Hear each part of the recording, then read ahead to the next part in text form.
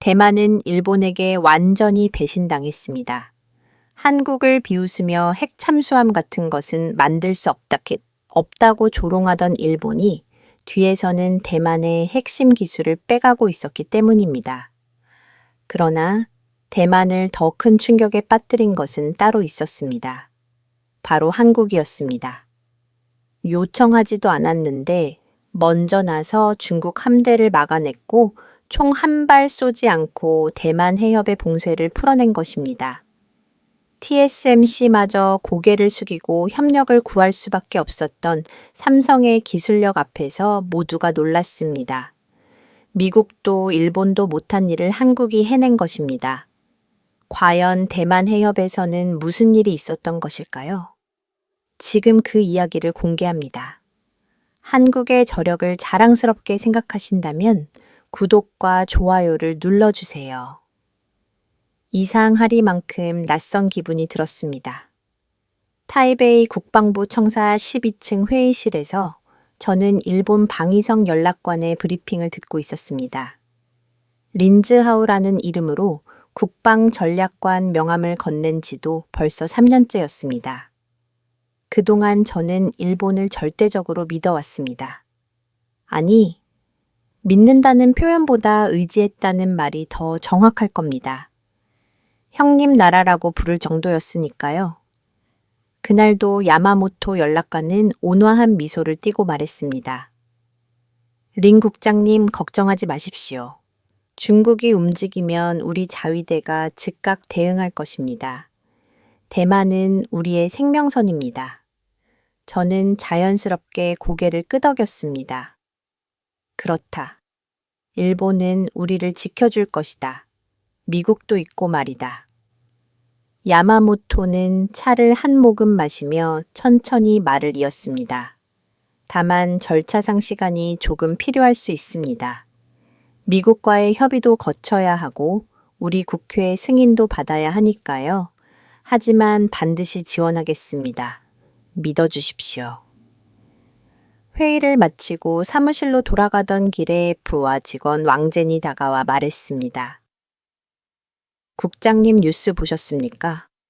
한국에서 큰 발표가 나왔다고 합니다. 무슨 뉴스인가? 저는 대수롭지 않게 물었습니다.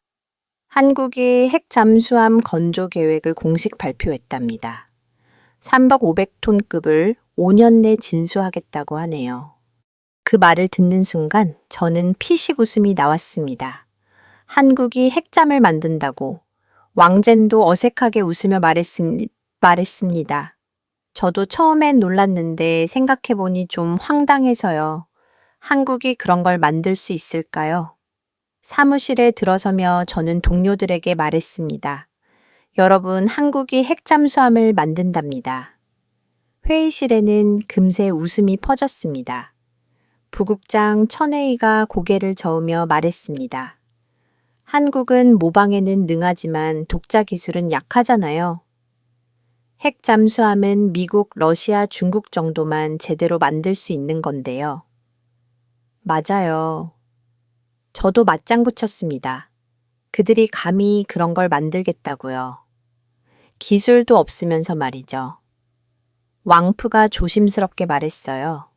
그래도 한국 조선기술은 세계 최고 아닙니까? 삼성중공업이나 현대중공업 같은 것들이 그건 상선이나 만드는 거지. 천회의가 비웃었습니다. 군남은 완전히 다른 영역이에요. 특히 핵 추진 시스템은 말할 것도 없고요. 저는 컴퓨터를 켜서 한국 뉴스를 검색해 봤어요. 정말로 청와대에서 공식 발표를 했더군요. 대통령이 직접 나서서 자주 국방의 새로운 장을 열겠다고 선언했다는 내용이었습니다. 화면 속 대통령은 자신감 넘치는 표정으로 말하고 있었어요. 우리는 더 이상 누구에게도 의존하지 않는 진정한 해양 강국이 될 것입니다. 저는 피식 웃으며 화면을 껐습니다. 허세가 대단하네요. 중국이 남중국해에서 계속 압박해오는 상황에서 한국은 핵 잠수함 타령이나 하고 있다니 우습지 않습니까? 그날 저녁 집에 돌아와서도 그 생각이 떠나지 않았어요. 아내가 저녁을 차려주며 물었습니다. 여보, 오늘 무슨 일 있었어요? 표정이 좀 이상한데 아니야. 저는 대수롭지 않게 답했죠. 그냥 우스운 뉴스를 봐서 그래. 한국이 핵잠수함을 만든데 아내도 피식 웃었어요. 한국이요. 그 작은 나라가 어떻게 그런 걸 만들어요? 일본도 못 만드는데. 맞아. 저는 고개를 끄덕였습니다. 일본도 기술적으로는 만들 수 있지만 평화 헌법 때문에 안 만드는 거거든. 근데 한국은 기술도 없으면서 만들겠다고 하니 웃기는 거지. 그런데 이상한 건 그날 밤부터 한국 관련 뉴스가 계속 눈에 들어왔다는 거예요. SNS를 보니까 한국 국방부가 핵잠수 사업에 10조 원을 투입한다는 기사가 올라와 있었습니다. 댓글들을 보니 한국 사람들도 반신반의하는 분위기더군요. 정말 가능한 일인가요? 너무 과대망상 아닙니까? 세금 낭비입니다. 하지만 일부는 다른 반응을 보였어요. 불가능해 보이지만 한국이 해낸 것들을 생각하면 또 모르죠. 조선 강국이 마음 먹으면 할 수도 있지 않을까요? 저는 코음을 쳤습니다. 한국 사람들은 정말 낙관적이네요. 현실을 모르는 건지 아니면 그냥 애국심에 눈이 먼 건지 다음 날 출근해서 일본 연락관실에 들렀습니다. 야마모토가 반갑게 맞아주더군요. 린 국장님, 어제 한국 뉴스 보셨습니까? 맞습니다. 저는 웃으며 답했죠. 우스운 일이죠. 핵잠수함을 만든다니 야마모토는 의외로 진지한 표정이었어요. 우리도 분석 중입니다. 가능성은 낮지만 완전히 무시할 수는 없으니까요. 설마요. 제가 반문했습니다. 한국이 정말 그런 걸 만들 수 있을까요? 글쎄요. 야마모토가 차를 마시며 말했어요. 한국의 조선 기술은 무시할 수 없습니다. 하지만 핵 추진 시스템은 전혀 다른 문제죠. 원자로 설계 방사능은 차폐 추진 효율, 모든 게 최고 수준의 기술이 필요합니다. 그래서 불가능하다는 거 아닙니까? 그렇죠. 야마모토가 고개를 끄덕였습니다. 아마도 그럴 겁니다. 하지만 린 국장님 방심은 금물입니다. 한국은 때때로 예상을 뒤집는 나라니까요. 저는 그 말이 이해되지 않았어요. 예상을 뒤집는다니요? 그냥 운이 좋았던 거 아닙니까? 반도체도 일본 기술을 배운 거고 조선도 유럽 기술을 들여온 거잖아요. 독자 기술이라고 할 만한 게 뭐가 있습니까? 야마모토는 대답하지 않고 그저 미소만 지었습니다. 그 미소가 왠지 불편했어요. 사무실로 돌아오니 왕프가 또 뉴스를 보고 있었습니다. 국장님 한국 국방장관이 국회에서 답변하는 걸 보고 있는데요. 자신감이 대단하더라고요. 저는 관심 없다는 듯 자리에 앉았습니다. 말만 요란한 거겠죠. 5년 후에 보면 알 거 아닙니까? 그런데 왕젠프의 다음 말이 제 귀를 잡아요. 근데 국장님 만약 정말 만든다면 어떻게 됩니까? 우리한테는 저는 잠시 생각했습니다. 만약 한국이 정말로 핵잠수함을 만든다면 동아시아 해군 전력 판도가 완전히 바뀔 겁니다. 중국을 견제할 새로운 세력이 생기는 거니까요. 하지만 그건 불가능한 일이었어요. 저는 단호하게 말했습니다. 걱정 마세요. 그런 일은 일어나지 않을 겁니다. 한국은 우리 수준이 아니에요. 그런데 그 확신이 흔들리기 시작한 건 불과 이틀 후였습니다. 마침 브리핑 시간에 정보 직원이 급하게 들어오더군요. 국장님, 긴급 상황입니다. 중국 해군이 대만 해협에서 실탄 훈련을 시작했습니다. 저는 자리에서 벌떡 일어났어요. 실탄 훈련이라고요. 규모가 이제 어느 정도입니까? 구축함 5척, 프리기탐 3척, 그리고 잠수함 2척이 확인됐습니다. 훈련 해역이 우리 연계에서 불과 20회이 떨어진 곳입니다. 회의실이 순식간에 긴장감으로 가득 찼어요. 천회의가 지도를 펼치며 말했습니다. 이 위치라면 우리 북부 항구를 완전히 봉쇄할 수 있는 지점이에요. 명백한 위협입니다. 왕젠프가 떨리는 목소리로 물었죠. 그럼 우리는 어떻게 대응합니까? 일본에 연락해야 하지 않을까요? 저는 곧바로 야마토에게 전화를 걸었습니다. 벨이 3번 울린 후 그가 받았어요. 야마모토 씨 중국이 실탄 훈련을 시작했습니다. 우리를 노골적으로 위협하고 있어요. 네, 알고 있습니다. 야마모토의 목소리는 침착했습니다. 우리도 상황을 모니터링하고 있습니다. 그럼 언제 움직이실 겁니까? 저는 다급하게 물었죠. 일본 자위대가 곧 대응할 거라고 하셨잖아요.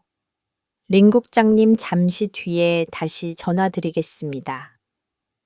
지금 도쿄와 협의 중입니다. 전화가 끊겼습니다. 저는 불안했지만 일단 기다리기로 했어요. 일본은 우리 편이니까요. 분명히 움직여줄 거라고 믿었습니다. 1시간이 지났습니다. 전화가 오지 않았어요.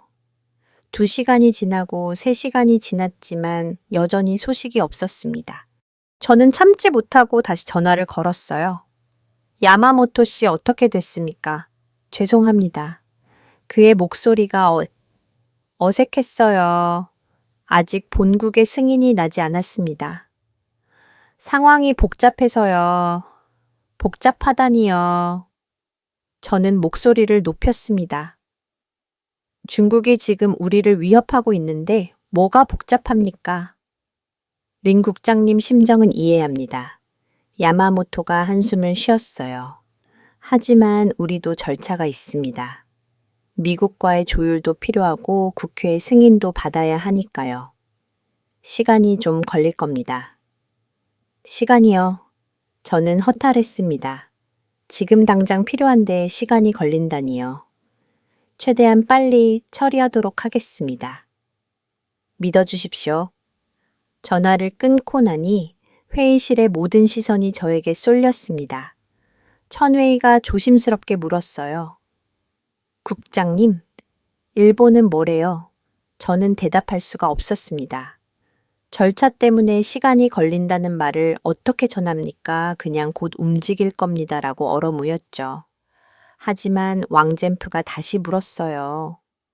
그럼 언제쯤입니까? 중국 함대가 계속 그 자리에 있으면 우리 무역선들이 못 지나갑니다. 이미 세척이 회항했다는 보고가 들어왔어요. 저는 답답했습니다. 고지라는 게 얼마나 걸릴지 저도 모르겠거든요. 점심시간이 되자 더 나쁜 소식이 들어왔습니다. 중국이 훈련 구역을 확대했다는 거예요. 이제는 남부 항로까지 막히게 생겼습니다. 저는 다시 야마모토에게 전화했어요. 상황이 악화되고 있습니다. 일본은 대체 언제 움직입니까?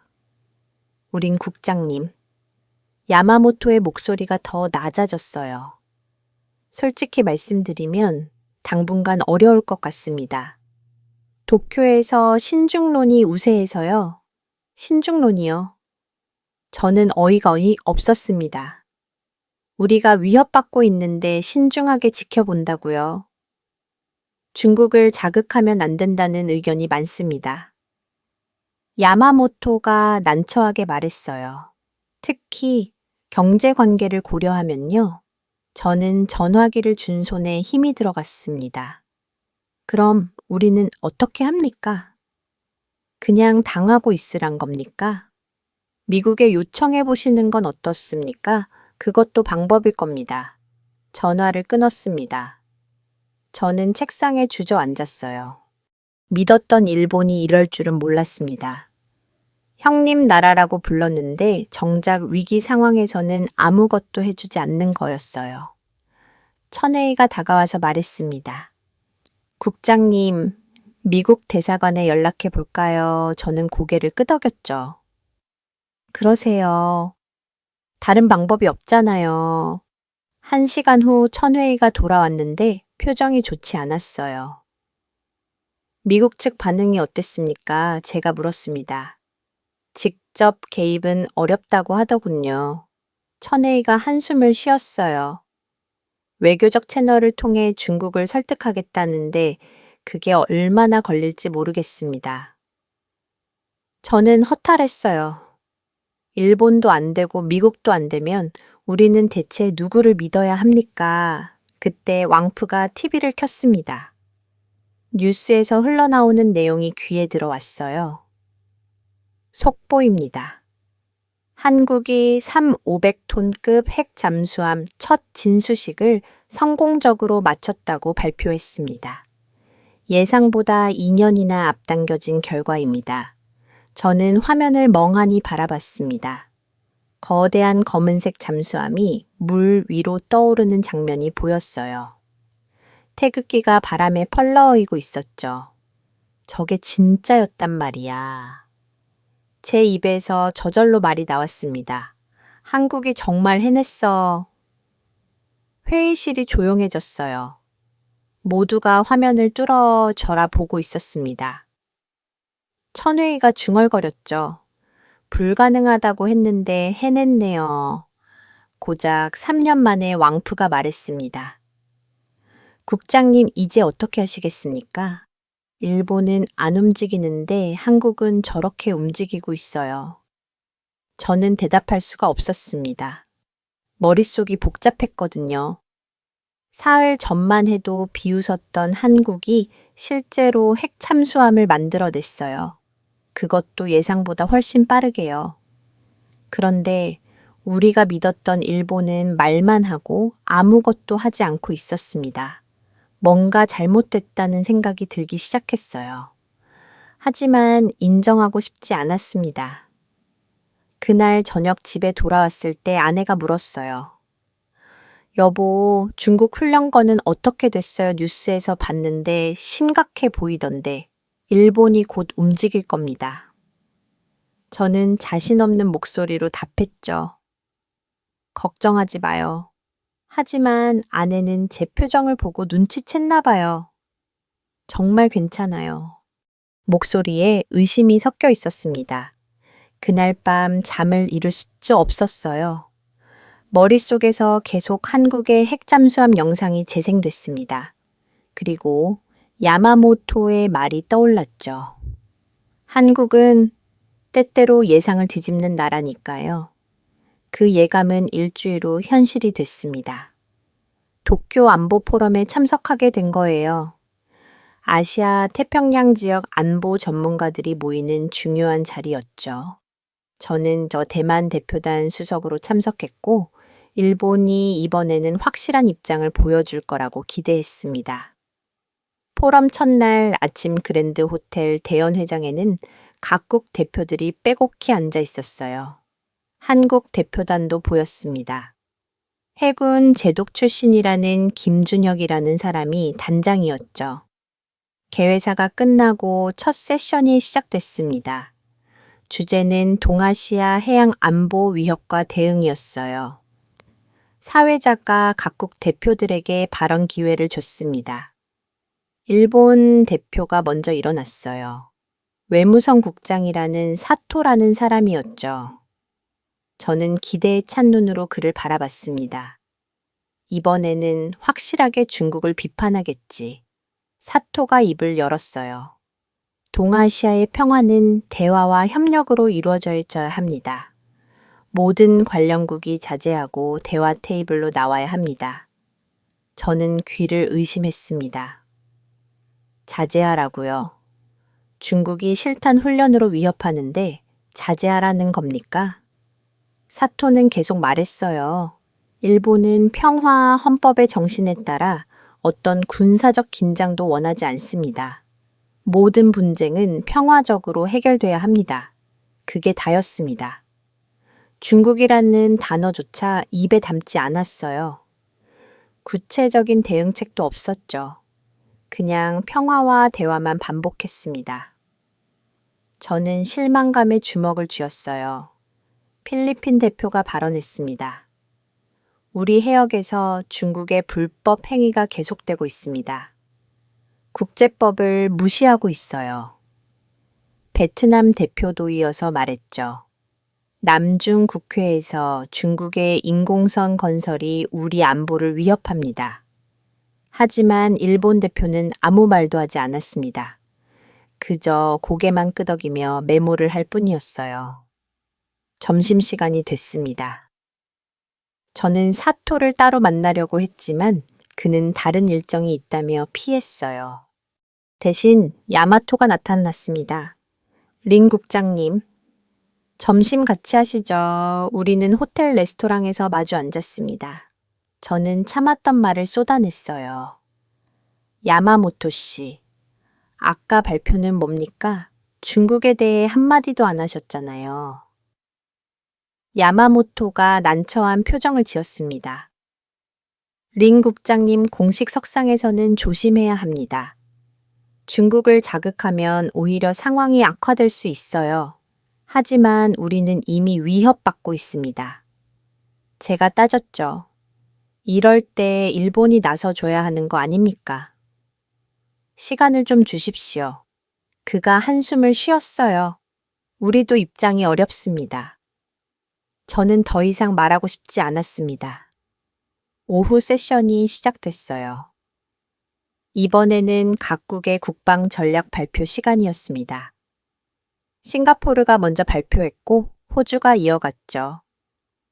그 다음 순서가 한국이었습니다. 김준혁이 단상에 올라갔어요. 그는 당당한 걸음걸이로 마이크 앞에 섰습니다. 저는 별 기대 없이 지켜봤죠. 김준혁이 입을 열었습니다. 아시아의 평화는 두려움이 아니라 용기로 지켜야 합니다. 회장이 조용해졌어요. 그의 목소리에는 힘이 있었습니다. 우리는 더 이상 누구의 보호도 기다리지 않습니다. 스스로 우리의 바다를 지킬 것입니다. 그것이 진정한 평화의 시작입니다. 저는 깜짝 놀랐어요.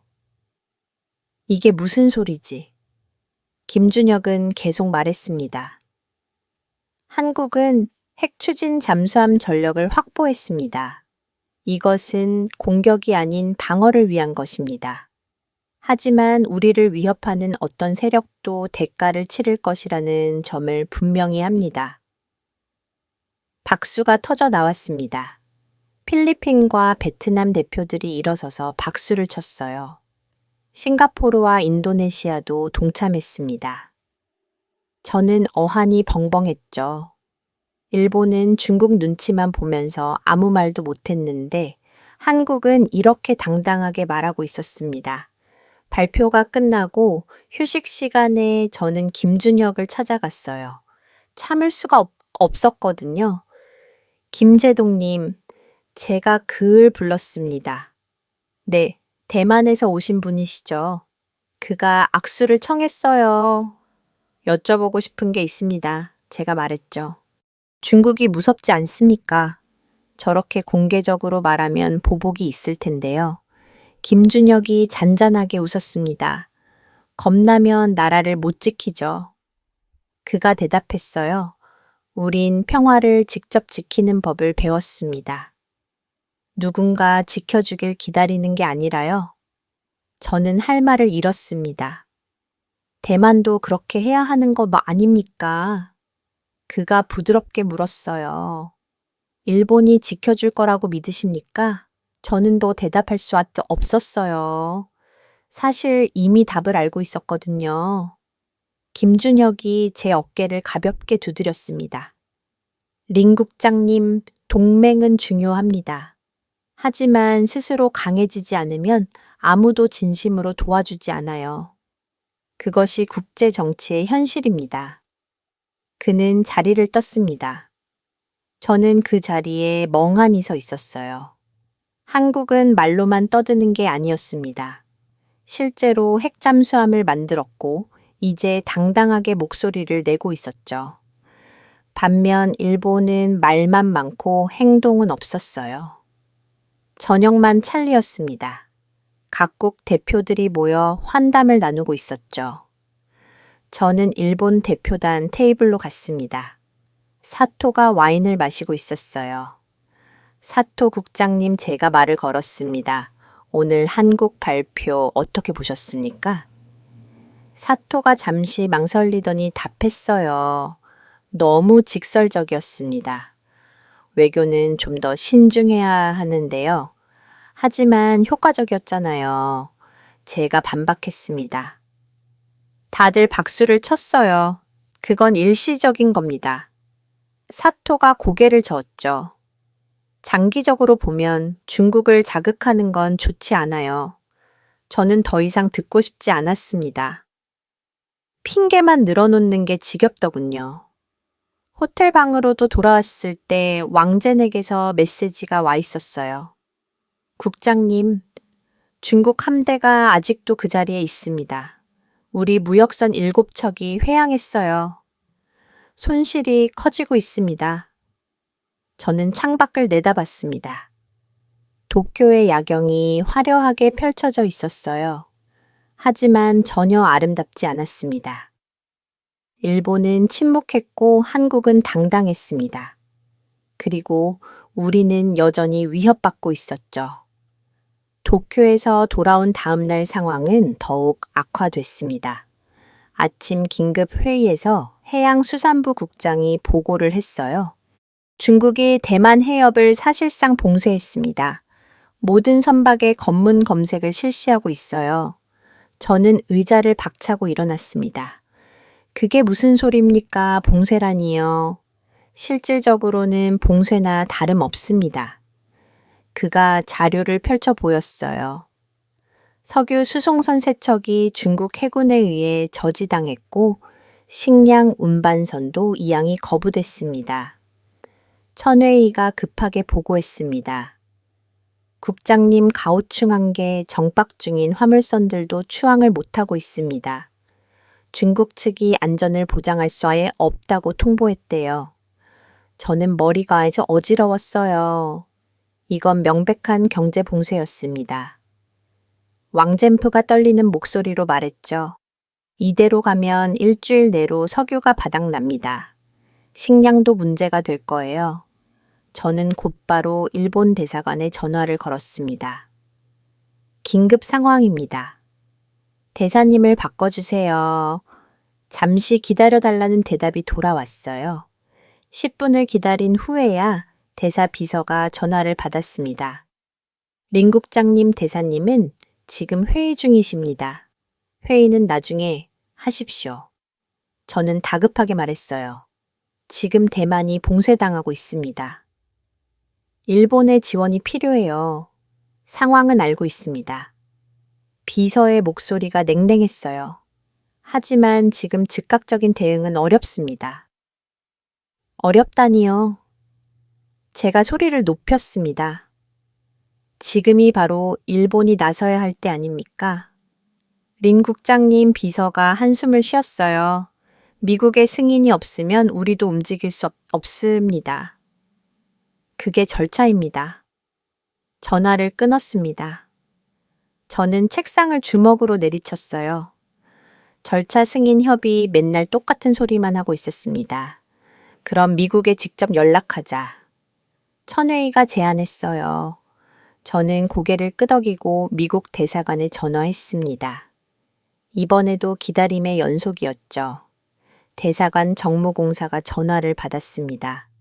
린 국장님 상황은 파악하고 있습니다. 그럼 언제 도와주실 건가요? 제가 물었어요. 우리 국민들이 굶어 죽을 판인데요. 직접 개입은 어렵습니다. 그가 조심스럽게 말했어요. 중국과의 관계를 고려하면요. 다만 외교적 채널을 통해 압박하겠습니다. 외교적 채널이요? 저는 비웃었습니다. 그게 얼마나 걸리는데요? 지금 당장 배가 못 들어오고 있어요. 최선을 다하겠습니다. 그것이 전부였습니다. 저는 전화기를 내려놨어요. 일본도 미국도 아무도 도와주지 않았습니다. 점심시간도 걸은 채 오후까지 계속 전화를 돌렸습니다. 일본 외무서, 미국 국무부, 심지어 UN 대표부까지요. 하지만 돌아오는 대답은 똑같았어요. 우려하고 있습니다. 주시하고 있습니다. 외교적 노력을 하겠습니다. 저는 지쳐서 의자에 주저앉았습니다. 왕프가 물 한 잔을 건네주며 말했어요. 국장님 잠시 쉬시는 게 어떨까요? 쉴 수 없어. 제가 고개를 저었습니다. 지금 이 순간에도 우리 국민들이 고통받고 있는데 그때 천회의가 TV를 켰습니다. 뉴스 속보가 나오고 있었어요. 아나운서의 목소리가 들렸습니다. 한국 정부가 500톤급 핵잠수함의 첫 진수식을 성공적으로 마쳤다고 공식 발표했습니다. 화면에는 거대한 검은색 잠수함이 나왔어요. 부산 조선소의 진수대에서 천천히 물속으로 내려가고 있었습니다. 태극기가 바람에 펄럭이고 있었죠. 한국 국방부 장관이 마이크 앞에 섰습니다. 오늘은 대한민국 해군 역사의 새로운 장이 열리는 날입니다. 우리는 이제 진정한 해양 강국으로 도약합니다. 저는 화면을 멍하니 바라봤어요. 입이 벌어졌습니다. 저게 진짜였단 말이야. 제 입에서 중얼거림이 새어나왔어요. 왕젠프가 놀란 목소리로 말했습니다. 국장님, 한국이 정말 해냈어요. 3년 만에요. 화면은 계속 이어졌습니다. 잠수함의 세부 재원이 공개됐어요. 길이 83m, 폭 전면 몇 미터의 수중 배수량 500톤. 핵 추진 시스템으로 무제한 항해 가능. 저는 믿을 수가 없었습니다. 불과 며칠 전까지만 해도 불가능하다고 비웃었던 일이었어요. 한국이 핵 잠수함을 만든다는 게 말이 안 된다고 생각했죠. 그런데 지금 제 눈앞에서 그 잠수함이 물 위에 떠 있었습니다. 천회의가 한숨을 쉬며 말했어요. 우리는 지금 봉쇄당하고 있는데 한국은 핵잠을 진수하고 있네요. 왕프도 덧붙였습니다. 그리고 일본은 아무것도 안 하고 있고요. 저는 아무 말도 할 수 없었어요. 그들의 말이 전부 사실이었거든요.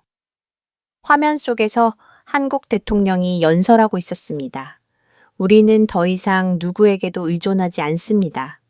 스스로의 힘으로 평화를 지킬 것입니다. 그 말이 귀에 꽂혔어요. 스스로의 힘으로. 우리는 지금 일본에 의존하고 있었고 미국에 매달리고 있었죠. 그런데 정작 도움은 오지 않았습니다. 저녁 무렵 나쁜 소식이 들어왔습니다. 중국이 봉쇄를 강화했다는 거예요. 이제는 항공편까지 취소되기 시작했습니다. 타이베이 공항에 발이 묶인 승객들의 항해 영상이 뉴스에 나왔어요. 언제까지 이러고 있어야 합니까? 정부는 뭐 하는 거예요? 사람들의 절규가 들렸습니다. 저는 다시 일본 대사관에 전화했어요. 이번에는 대사가 직접 받았습니다. 린 국장님 상황은 알고 있습니다. 그럼 도와주십시오. 제가 애원했어요. 우리 국민들이 고립되고 있어요. 대사가 무거운 한숨을 쉬었습니다. 도쿄에서 답이 왔습니다. 현 단계에서는 지원이 불가능하다고 하더군요. 왜입니까? 저는 소리쳤어요. 우리가 동맹이 아닙니까? 린 국장님 대사의 목소리가 낮아졌어요. 일본도 입장이 있습니다. 중국은 우리의 최대 무역 상대국이에요. 관계가 악화되면 우리 경제도 타격을 받습니다. 저는 전화기를 움켜쥔 채 말문이 막혔어요. 결국 돈 문제였구나. 동맹이 형제이 하던 말들이 전부 거짓이었습니다. 전화를 끊고 창밖을 내다봤습니다. 타이베이 시내가 어둠에 잠기고 있었어요. 저 멀리 항구의 불빛이 보였습니다. 하지만 배는 들어오지 않고 있었죠. 왕젠프가 조심스럽게 물었어요. 국장님, 이제 어떻게 하시겠습니까? 저는 대답할 수 없었습니다. 모든 문이 닫혀 있었거든요. 그 막막함은 다음 날 아침 긴급 국방회의에서 폭발했습니다. 대통령 주재 회의였어요. 청사 최상층 회의실에 국방부, 외교부, 경제부 장관들이 모두 모였습니다. 저는 국방전략관 자격으로 배석했죠. 대통령이 무거운 표정으로 입을 열었어요. 현 상황을 보고하시오. 국방부 장관이 일어섰습니다. 중국의 봉쇄가 사흘째 계속되고 있습니다. 석유 비축량은 5일치밖에 남지 않았고 식량 수급도 불안정합니다. 회의실이 무거운 침묵에 잠겼어요. 대통령이 외교부 장관을 바라봤습니다. 국제사회의 반응은 어떻습니까? 미국과 일본은 우려를 표명했지만 구체적 지원 약속은 없습니다. 외교부 장관이 고개를 숙였어요. 유엔도 성명서만 낼 뿐입니다. 그때 젊은 장교 한 명이 손을 들었습니다. 해군 작전과장 유명철이었어요. 30대 후반에 패기 있는 장교였죠. 대통령 각하 그가 단호하게 말했습니다. 이제 한국과 협력해야 합니다. 회의실이 술렁거렸어요. 경제부 장관이 벌떡 일어섰습니다. 그건 안 됩니다. 한국과 협력하다니요. 왜 안 됩니까? 류명철이 반박했어요. 한국은 핵 잠수함을 가지고 있습니다. 실질적인 해군 전력이 있어요. 경제부 장관이 얼굴을 붉혔습니다. TSMC를 생각해야 합니다. 삼성과 경쟁 관계인데 어떻게 협력합니까? 그들은 우리의 경쟁자예요. 그 순간 재계 대표로 참석한 TSMC 부회장이 끼어들었어요. 장관님 말씀이 맞습니다. 한국과 손잡으면 우리 반도체 산업이 위험해집니다. 삼성을 도와주는 꼴이 되는 거예요. 류명철이 책상을 탁 쳤습니다. 지금 반도체 얘기할 때입니까? 우리 국민이 굶어 죽게 생겼는데요. 하지만 경제가 무너지면 나라가 무너집니다. 경제부 장관이 맞았어요. TSMC는 대만 경제의 핵심이에요. 이걸 지키지 못하면 끝입니다. 저는 그 광경을 보며 어지러웠습니다. 국방부 차관이 발언했어요. 현실적으로 우리 해군만으로는 중국을 막을 수 없습니다. 외부 지원이 필요해요. 일본이 안 움직이는 이상 한국밖에 없습니다. 절대 안 됩니다. TSMC 부회장이 목소리를 높였어요. 한국은 경쟁자일 뿐 아니라 신뢰할 수도 없어요. 그들이 우리를 도울 리 없습니다. 그럼 어쩌자는 겁니까? 유명철이 소리쳤어요. 이대로 앉아서 당하고만 있자는 겁니까? 회의실이 아수라장이 됐습니다. 국방부와 경제부가 대립하고 있었어요. 젊은 장교들은 한국과의 협력을 주장했고 재계 인사들은 반대했습니다. 저는 그 사이에서 혼란스러웠죠. 대통령이 손을 들어 정숙을 요청했습니다. 린 국장 전략관으로서 의견을 말해 보시오. 모든 시선이 저에게 쏠렸어요. 저는 천천히 일어섰습니다. 솔직히 말씀드리면 저도 혼란스럽습니다. 제가 입을 열었어요. 한국은 분명 우리 산업의 경쟁자입니다. 하지만 동시에 현 상황에서 도움을 줄 수 있는 유일한 나라이기도 하죠. 그럼 협력하자는 겁니까? 경제부 장관이 날카롭게 물었어요. 저는 잠시 망설였습니다. 사실 저도 확신이 없었거든요. 며칠 전까지만 해도 한국을 무시했는데 이제 와서 도움을 청한다는 게 자존심이 상했습니다. 하지만 달리 방법이 없었어요. 단기적으로는 협력이 필요합니다. 제가 조심스럽게 말했어요. 하지만 장기적으로는 경제적 이익도 고려해야 하고요. 그게 무슨 애매한 소리냐, 류명철이 불만스러워했습니다. 지금 당장 결정해야 하는데 천회의가 자료를 들고 발언했어요. 만약 한국과 협력한다면 구체적으로 어떤 형태가 될까요? 군사동맹까지는 아니더라도 해양 안보 협력 정도는 가능할 겁니다. 국방부 차관이 설명했어요. 한국 해군의 호위 아래 우리 수송선이 안전하게 항해할 수 있을 거예요. TSMC 부회장이 끼어들었습니다. 그 대가로 한국이 뭘 요구할까요? 기술 이전을 요구하면 어쩌겠습니까? 그건 협상 과정에서 막아야죠. 외교부 장관이 답했어요. 하지만 완전히 막을 수 있을까요? TSMC 부회장이 의심스러운 눈빛을 보냈습니다. 삼성이 호시탐탐 우리 기술을 노리고 있는데 빌미를 줄 순 없어요. 회의는 2시간 넘게 계속됐지만 결론이 나지 않았습니다. 한국과 협력하자는 측과 반대하는 측이 팽팽하게 맞았어요. 저는 그 논쟁을 들으며 생각했습니다. 적이자 동맹이라니 도대체 어느 쪽이 맞는 걸까요? 경제적으로는 분명 경쟁자였어요. TSMC와 삼성은 세계 반도체 시장에서 치열하게 싸우고 있었죠.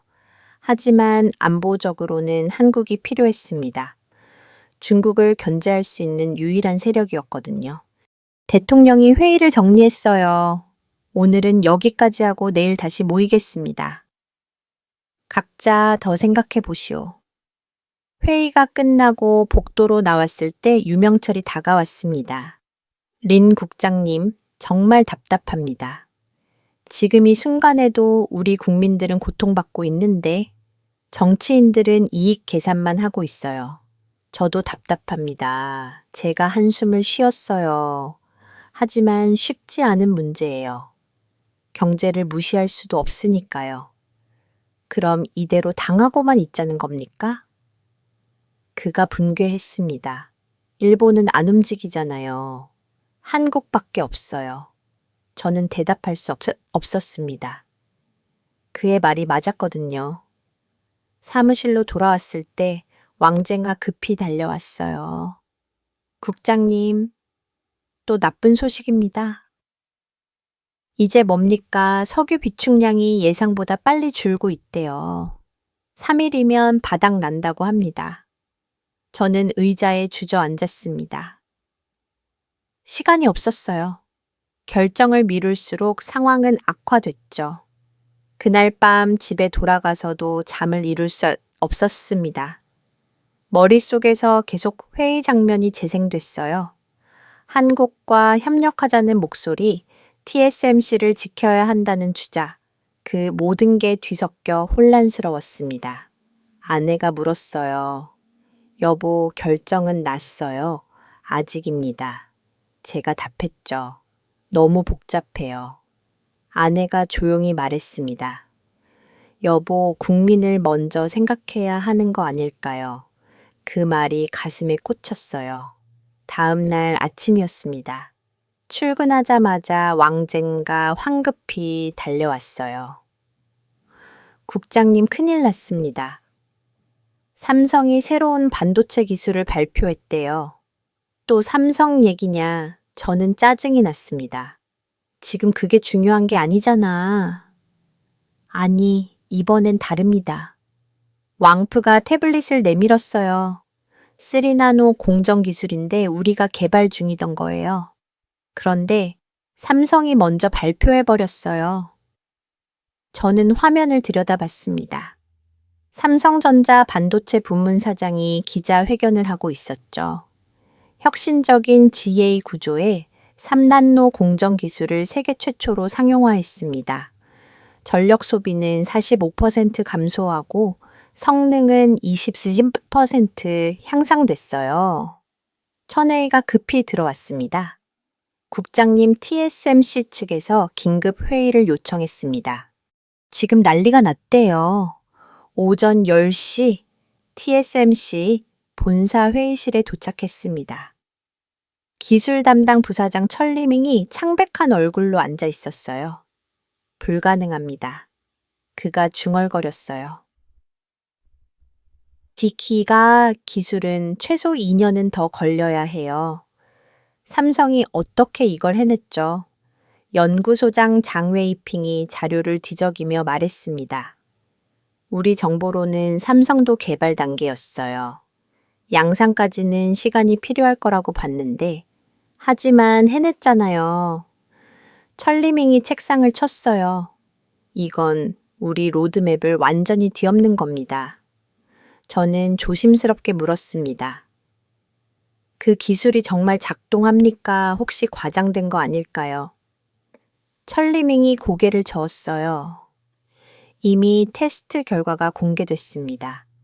삼성이 실시간으로 전 세계 언론에 보여줬어요. 완벽하게 작동했습니다. 그 말에 저는 할 말을 잃었어요. 며칠 전까지만 해도 한국 기술을 무시했는데 이제는 그들이 우리를 앞서가고 있었습니다. 장웨이핑이 노트북을 열었습니다. 영상 보시겠습니까? 삼성이 공개한 실제 테스트 장면입니다. 화면에는 삼성 화성 캠퍼스의 클린룸이 나왔어요. 흰색 방진복을 입은 엔지니어들이 웨이퍼를 검사하고 있었죠. 나레이션이 흘러나왔습니다. 3나노 GA 공정으로 제작된 칩의 실시간 성능 테스트입니다. 화면이 바뀌며 각종 수치들이 나타났어요. 전력 효율 처리도 발열량 모든 지표가 기존 기술을 압도했습니다. CNN, BBC, 로이터 기자들이 현장에 있었어요. 질문이 쏟아졌습니다. 이 기술을 언제부터 양산합니까? 삼성 사장이 자신감 있게 답했어요. 이미 양산 체제에 들어갔습니다. 다음 달부터 고객사에 공급 시작합니다. 천리밍이 영상을 껐습니다. 보셨죠? 저건 실험실 수준이 아니에요. 완전한 양산 기술입니다. 회의실이 무거운 침묵에 잠겼어요. 저는 물었습니다. 우리는 언제쯤 따라잡을 수 있습니까? 장웨이핑이 한숨을 쉬었어요. 최소 1년은 걸릴 겁니다. 빨리 진행해둬요. 그 사이에 시장 점유율이 완전히 바뀔 거예요. 애플과 엔비디아가 벌써 삼성과 접촉했다는 소문이 돌고 있습니다. TSMC의 최대 고객들이었죠. 저는 심각성을 깨달았습니다. 천리밍이 쓴웃음을 지었어요. 아이러니하지 않습니까? 우리가 한국을 경쟁자라고 부르는 사이에 그들은 우리를 추월해버렸어요. 그때 비서가 급히 들어왔습니다. 부사장님, 일본에서 연락이 왔습니다.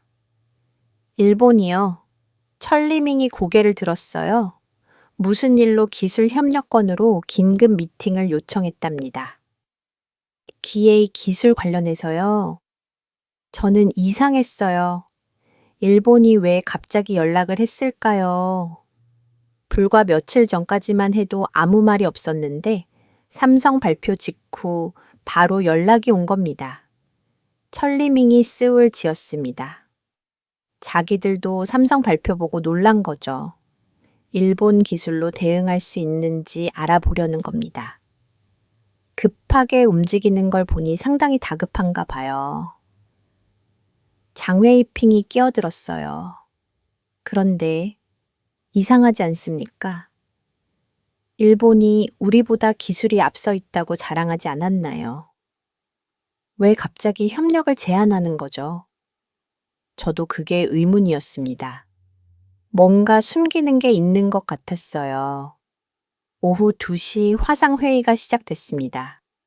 도쿄의 일본 반도체 연구소와 연결됐어요. 소장이라는 사람이 나타났는데 표정이 긴장돼 보였습니다. 옆에 연구원 2명이 함께 앉아 있었어요. TSMC의 이 기술 개발 현황이 어떻습니까? 소장이 단도직입적으로 물었어요. 양산 시기는 언제쯤 잡고 계십니까? 천리밍이 잠시 망설이더니 솔직하게 답했습니다. 아직 개발 단계입니다. 삼성에 1년 정도 뒤처져 있어요. 양산은 빨라야 내년 말쯤 가능할 것 같습니다. 일본 소장의 얼굴이 굳어졌어요. 옆에 연구원들끼리 눈빛을 교환하더군요.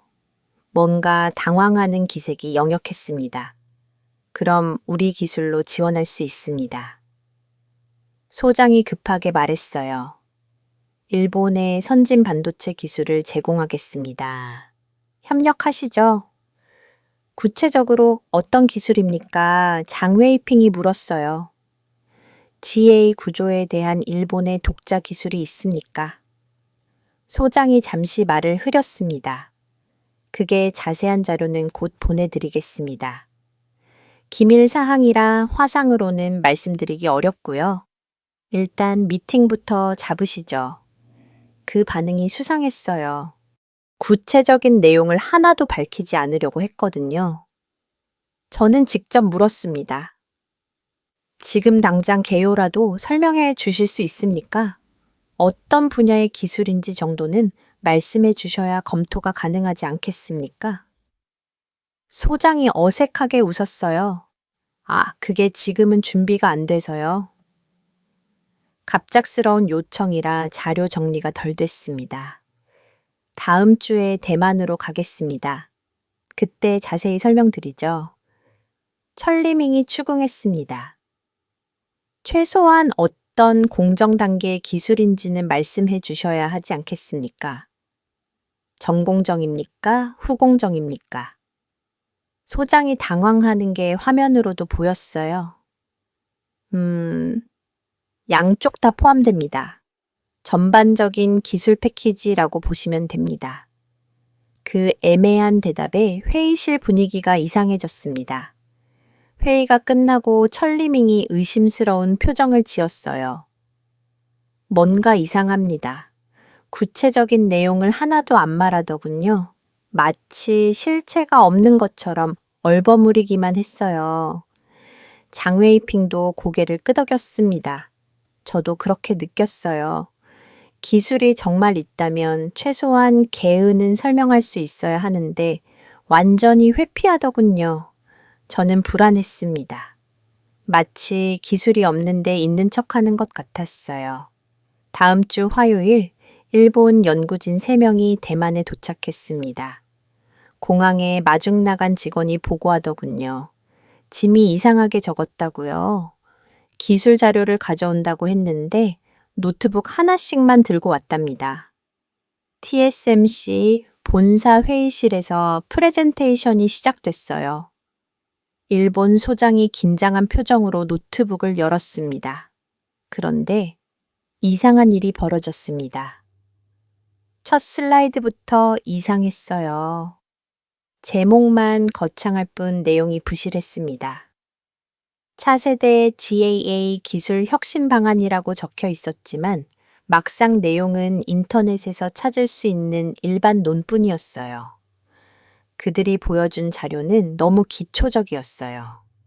이론적인 설명뿐이고 실제 데이터는 하나도 없었습니다. 그래프도 없고 실험 결과도 없었죠. 장웨이핑이 물었어요. 실제 테스트 결과는 없습니까? 수율 데이터나 성능 지표 같은 건 말입니다. 일본 연구원이 당황했습니다. 그게 아직 실험 단계라서요. 데이터가 충분히 축적되지 않았습니다. 천리밍이 눈살을 찌푸렸어요. 그럼 파일럿 테스트라도 해보셨습니까? 어떤 조건에서 어떤 결과가 나왔는지요? 일본 소장이 땀을 흘리기 시작했습니다. 그건 아직 본격적인 테스트 단계는 아니고요. 이론적 검증을 마친 상태입니다. 하지만 협력하신다고 하지 않았습니까? 천리밍이 목소리를 높였어요. 이론만 가지고 어떻게 협력합니까? 이 정도 자료로는 아무것도 할 수 없는데요.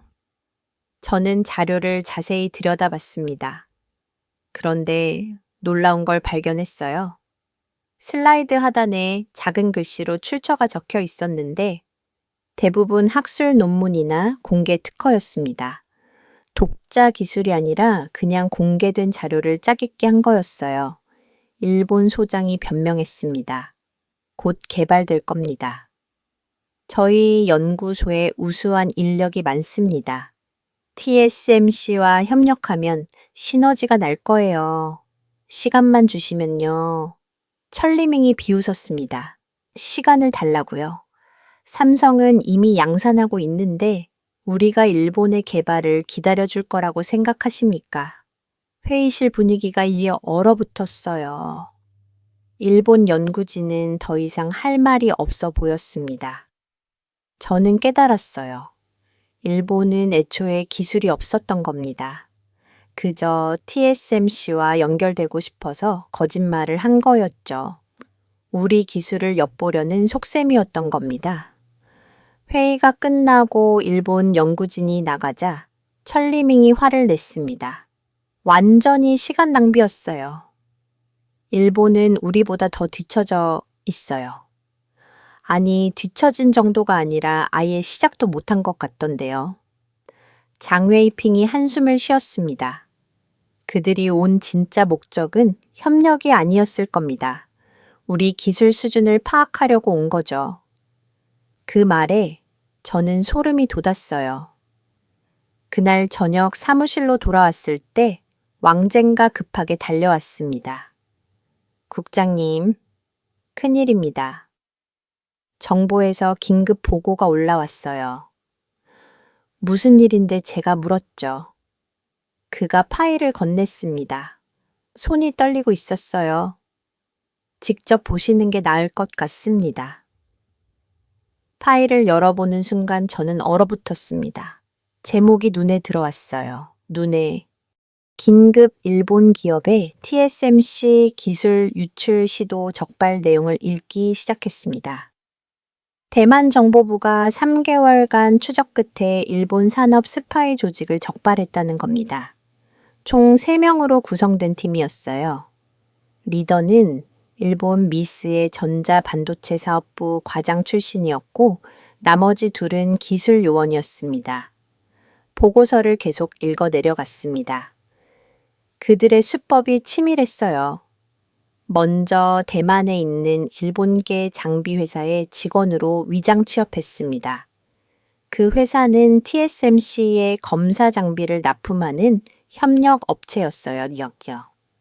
정상적인 업무 관계를 이용해 TSMC 내부로 침투한 겁니다.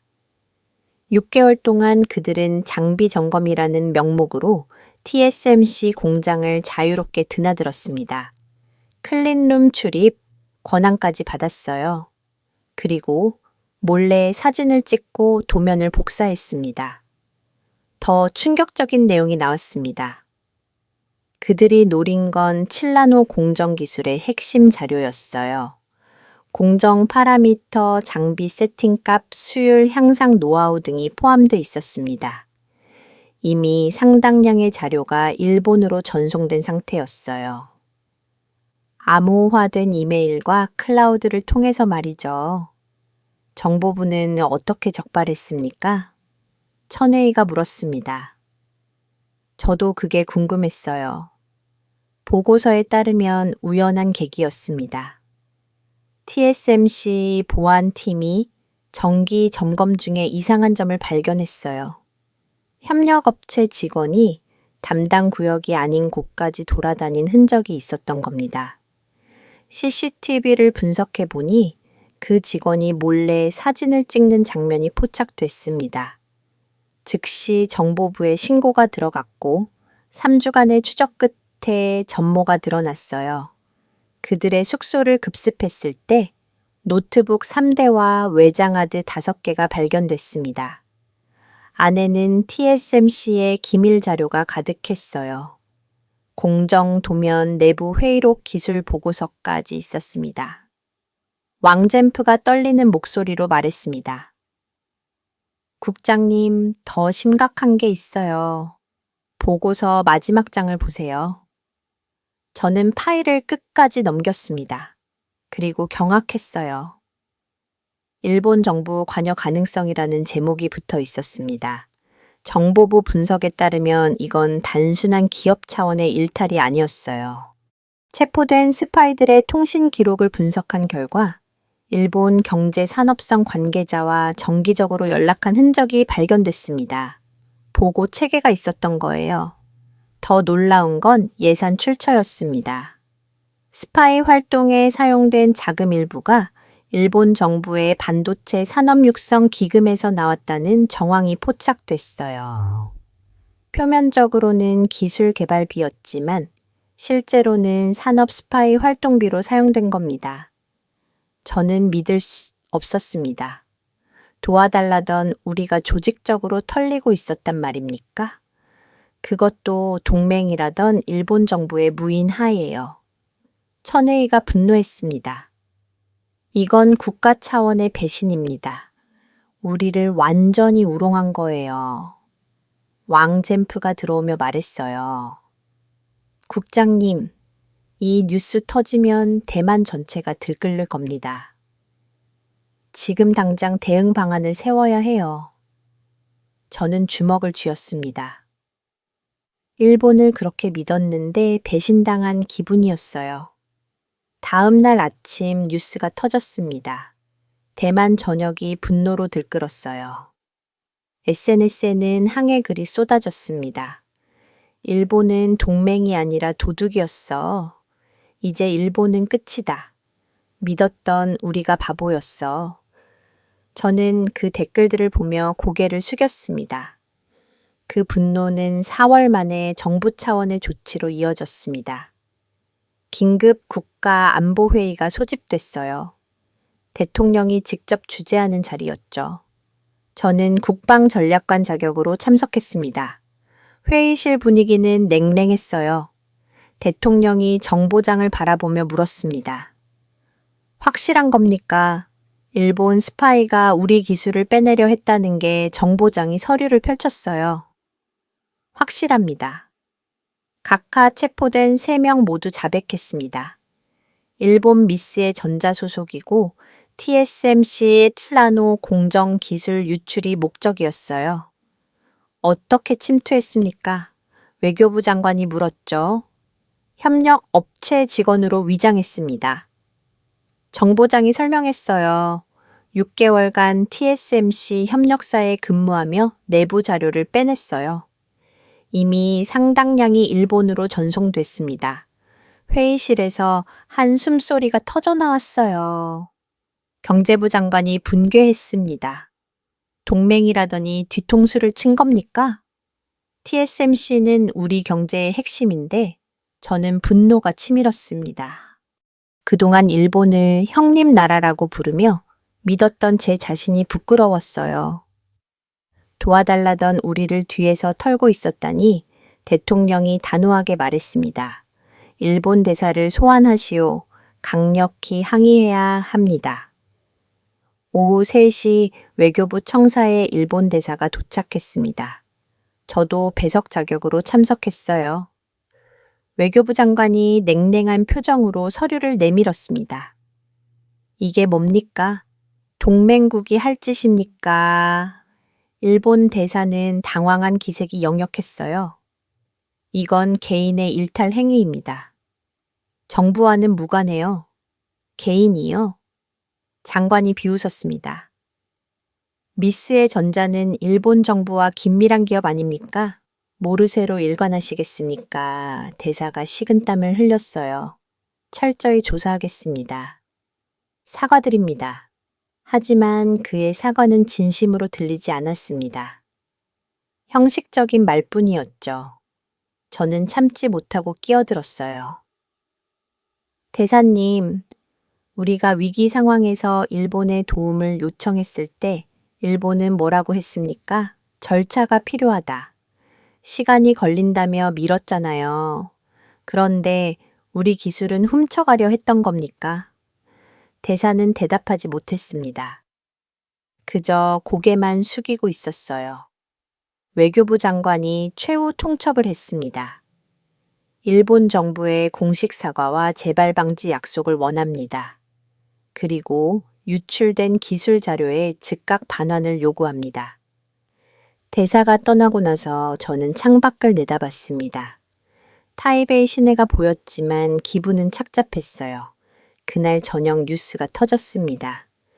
대만 정부가 일본 산업 스파이 3명을 공식 기소했다는 내용이었죠. 방송마다 특집 뉴스를 내보냈어요. 앵커가 분노에 찬 목소리로 말했습니다.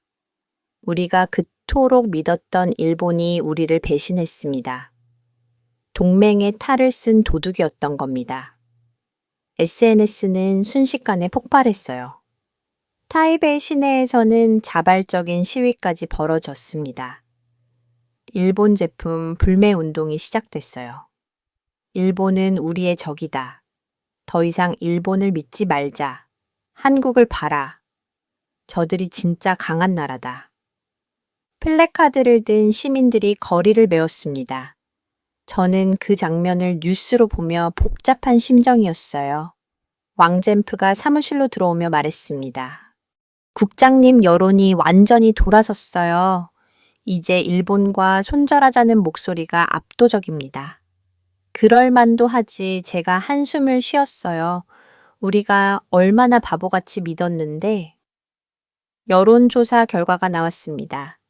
일본을 신뢰한다는 응답이 87%에서 23%로 급락했어요. 반면 한국에 대한 호감도는 34%에서 68%로 급상승했습니다. 천회의가 보고했어요. 국장님, 국회에서 난리예요. 야당이 친일 외교 노선을 맹비난하고 있습니다.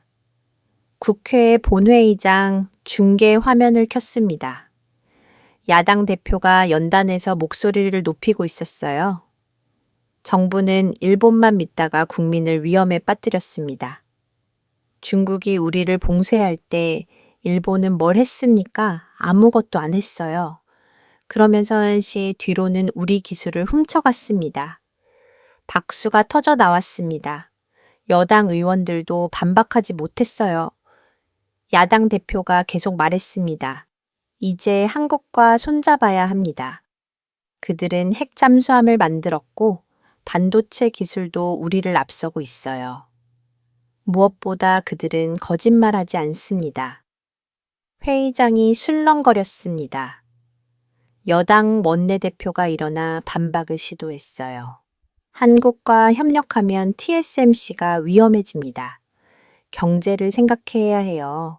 하지만 야당 의원이 받아쳤습니다. 일본이 우리 기술을 훔쳐가는 게 더 위험한 거 아닙니까? 한국은 적어도 정면으로 경쟁하지 뒤에서 훔쳐가진 않아요. 저는 TV를 끄고 책상에 앉았습니다. 모든 게 뒤바뀌고 있었어요. 며칠 전까지만 해도 일본은 형님 나라였고 한국은 하찮은 경쟁자였습니다. 그런데 이제는 일본은 배신자가 됐고 한국은 희망으로 떠오르고 있었죠. 왕젠프가 조심스럽게 물었어요. 국장님, 이제 입장을 바꾸셔야 하는 거 아닙니까? 한국과 협력하는 쪽으로요. 저는 고개를 끄덕였습니다. 인정하기 싫었지만 현실이었어요. 그날 밤 긴급 안보 회의가 또 소집됐습니다. 대통령이 엄숙한 표정으로 말했어요. 일본에 대한 신뢰는 무너졌습니다. 이제 새로운 파트너를 찾아야 해요. 국방부 장관이 발언했습니다.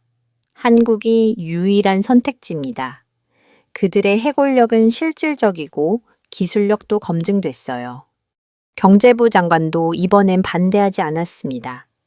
TSMC도 이번 사건으로 입장이 바뀌었습니다. 일본보다 한국이 낫다는 쪽으로요. 대통령이 저를 바라봤어요. 린 국장 한국 측에 접촉해 보시오. 협력 가능성을 타진하십시오. 네, 각하. 저는 대답했습니다. 하지만 마음속으로는 복잡했어요. 그토록 비웃었던 한국에게 이제 손을 내밀어야 한다니.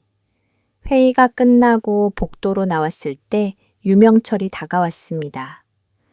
국장님, 드디어 결정하셨군요. 늦었지만 다행입니다. 너무 늦은 건 아닐까요? 제가 걱정스럽게 물었어요. 한국이 우리를 받아줄까요? 류명철이 미소 지었습니다. 한국은 일본과 다릅니다. 그들은 실리로 움직여요. 우리가 진심으로 협력하겠다고 하면 받아줄 겁니다. 저는 고개를 끄덕였습니다. 이제 정말로 새로운 시작이었어요. 믿었던 일본은 거짓의 나라였고 무시했던 한국이 유일한 희망이 된 겁니다.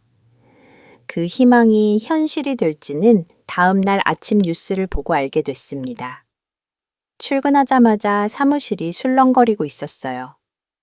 왕젠프가 흥분한 표정으로 달려왔습니다. 국장님, 큰일입니다. 한국 주식시장이 난리예요. 무슨 소리야? 저는 컴퓨터를 켰어요. 한국 증시 창을 띄우니 입이 벌어졌습니다. 삼성전자 주가가 전날보다 12% 급등했어요. 장 시작 30분 만에 거래량이 폭주하고 있었죠. 천웨이가 다른 모니터를 가리켰습니다. 한화 오션도 보세요. 핵잠수함 건조업체인데 15% 올랐어요. 현대중공업도 상한가 직전이고요. 저는 화면을 뚫어져라 봤습니다. 한국 방산 주식들이 일제히 급등하고 있었어요. 한화, 리지넥스, 완, 한국 항공우주 모든 종목이 붉은색으로 물들어 있었죠. 왕젠프가 뉴스를 틀었습니다.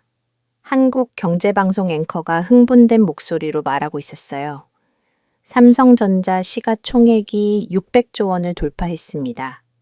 3나노 공정기술 발표 이후 외국인 매수세가 몰리고 있어요. 화면이 바뀌며 증권가 애널리스트가 나왔습니다. 삼성의 GAA 기술은 게임 체인저입니다. TSMC를 추월할 수 있는 결정적 기회예요. 목표 주가를 상향 조정합니다. 저는 씁쓸했어요. 불과 한 달 전만 해도 TSMC가 압도적이었는데 이제는 추월당할 위기에 처한 겁니다. 천혜이가 다른 뉴스를 보여줬어요. 대만 언론이었습니다. 대만 최대 경제신문 헤드라인이 눈에 들어왔어요. 한국의 시대가 온다. 삼성, TSMC 시총 격차 50조 원 이내로 좁혀 기사 내용을 읽으며 저는 한숨이 나왔습니다. 불과 2년 전만 해도 TSMC 시총이 삼성의 2배였는데 이제는 거의 따라잡혔다는 내용이었어요. 왕프가 소셜미디어를 보여줬습니다. 대만 네티즌들의 반응이었죠. 우린 일본만 믿다가 세상을 놓쳤어. 삼성이 TSMC를 뛰어넘을 줄 누가 알았겠어. 한국은 말이 아니라 실력으로 보여주는구나. 이제 대만도 정신 차려야 해. 댓글들을 보며 저는 착잡했습니다. 국민들이 먼저 깨닫고 있었어요. 점심시간에 TSMC에서 긴급 연락이 왔습니다. 천리밍 부사장이 만나자고 했어요. 오후 2시 TSMC 본사 회의실에서 만났습니다. 천리밍의 얼굴은 초췌했어요. 린 국장님 상황이 심각합니다. 그가 한숨을 쉬었어요. 애플이 삼성과 계약을 논의 중이래요. 우리 최대 고객인데 확실한 정보입니까? 제가 물었죠. 월스트리트 저널에 나왔어요. 그가 신문을 내밀었습니다. 기사를 읽으니 더 충격적이었어요. 애플이 차세대 아이폰 프로세서를 삼성 3나노 공정으로 생산하는 방안을 검토 중이라는 내용이었습니다. 엔비디아도 움직이고 있습니다. 장웨이핑이 끼어들었어요. 차세대 AI 칩을 삼성에 맡기려는 것 같아요.